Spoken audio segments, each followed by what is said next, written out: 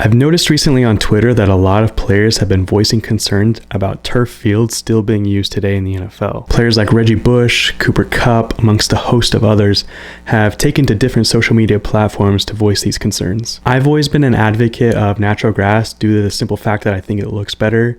It's a little bit more authentic. You can see the grass stains as play continues throughout the game, and it feels better. But the concern with turf fields in the NFL has less to do with aesthetics and more to do with player safety. So I wanted to find out more whether natural grass really was that much better than these artificial turf fields that are still used in the NFL. The recent noise heard on social media about turf fields being used in the NFL likely stems from NFL Players Association President J.C. Tretter, who has petitioned the league to replace and ban the use of slit film turf. This particular turf has been linked to higher in-game injuries as compared to natural grass or even other artificial surfaces. And the teams that are still currently using this slit film turf are the Jets, the Giants, Lions, Vikings, Saints, Bengals, and Colts. It's pretty intuitive that natural grass would have more give for the cutting and twisting motions that happen on an every play basis in the NFL. NFL owners, players, coaches seem to be divided at the moment, both sides citing data supporting either side of the argument. J.C. Tretter himself, in the letter he sent to the NFL, cited a 28% increase in injury risk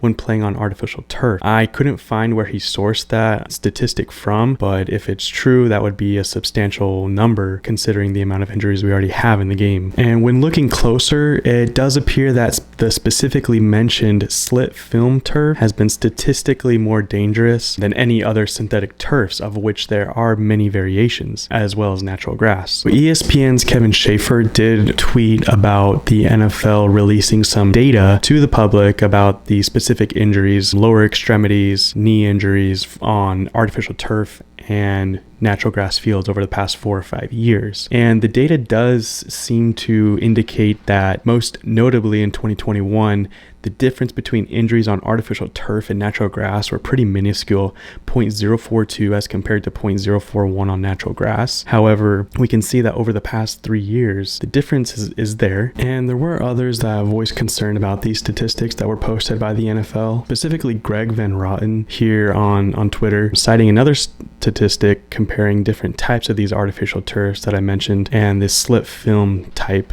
being more dangerous than the other types of artificial surfaces. Now, going through some of these pages and just from past experience, artificial turf seems to have more problems apart from the risk of injuries to knees and ankles. Artificial surfaces cause skin burns that can be linked to MRSA. This was reported in some Division II college football teams, I believe, that was spread throughout the team. We've seen athletes combat this with the tape on the elbows, with players that specifically come in contact with the ground a lot. And artificial turf can reach much higher, potentially dangerous temperatures compared to natural grass, especially on warm, sunny days. Now, this isn't quite a problem in the NFL, but there are other outdoor stadiums that have this artificial turf that can cause concerns for athletes. Dr. Kevin Mathias of the University of Maryland noted the temperature of a turf field, a natural grass field, and a parking lot on the same day.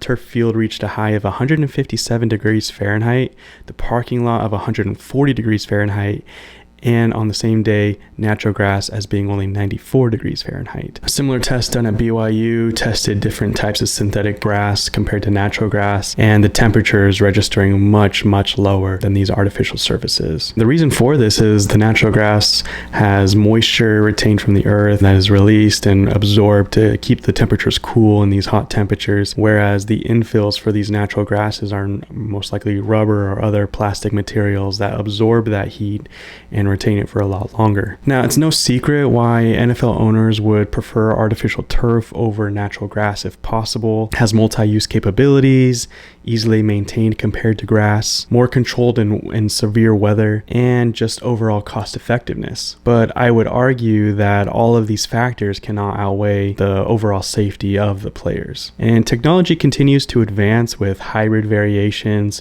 of all kinds of new synthetic materials coming to the forefront. Another valid concern comes from the argument that playing and practicing on one surface and then going to another surface can cause issues as well. Maybe the NFL should institute a standard surface for all fields for training and game days. I wonder what effects that would have on overall injury rate. As we know, the NFL injuries are going to happen regardless of what surface these players are on, but it's obvious that we want to reduce the risk of injury as much as possible. I highly doubt that the NFL lacks the funds necessary to replace these fields with natural grass. It will be interesting to see what kind of results are brought up from this push. We know that there has been some drastic changes in recent years with concussion protocols and different safety as far as head injuries are concerned, and I'm wondering how much attention this will get in the future when it comes to lower extremity injuries as well. So let me know what you guys think about this issue in the comments. Are you more on the natural grass, or do you think that there's not much of a difference for artificial turf? I'd love to know. Thanks guys for watching, and we'll see you guys in the next video.